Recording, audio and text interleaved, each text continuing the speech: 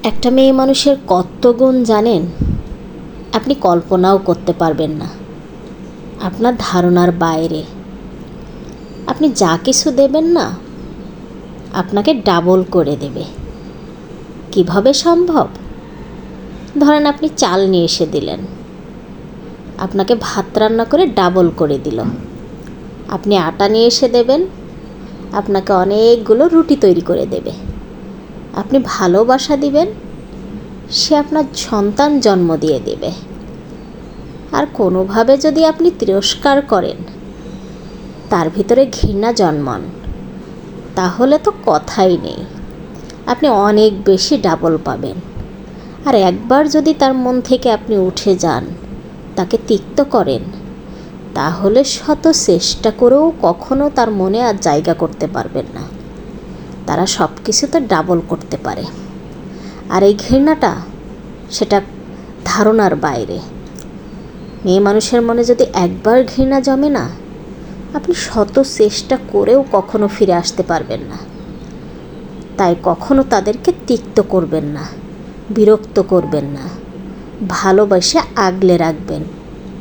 কারণ মেয়ে মানুষ হচ্ছে নরম জাত, তাদেরকে ভালোবাসা দিয়ে আগলে রাখা যায়। ঘৃণা দিয়ে, তিক্ত দিয়ে তাদেরকে দূরে সরাইলে কখনো আপনি আর কাছে পাবেন না। তাই সাবধান, যা কিছু দেবেন আপনাকে ডাবল করে দিবে। তাই তা থেকে বিরত থাকেন। ওই যে কথায় আছে না, বলে আপনার বউকে কিছু শেখাতে আসবেন না, কারণ আপনার বউ একজন বিশ্ববিদ্যালয়, সে সব কিছু জানে।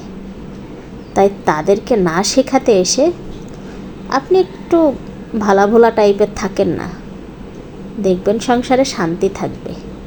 বেশি চালাকি করতে গেলে সংসারে কেবল অশান্তিই জাগবে। কারণ মেয়ে মানুষ একটু বেশিই বোঝে, সব কিছুতে একটু বেশি। তাই আপনাকে সাবধান হতে হবে, আপনাকে তাকে আগলা রাখার চেষ্টা করতে হবে। কিভাবে সংসারে শান্তি থাকে সেই চেষ্টা করতে হবে। এটাই হচ্ছে মেয়ে মানুষের পরিচয়। বিশেষ করে যারা বিয়ে শাদী করেছেন, তারা খুব ভালো করে জানেন একটা মেয়ে মানুষের কত গুণ থাকে। এই জন্য সাবধান।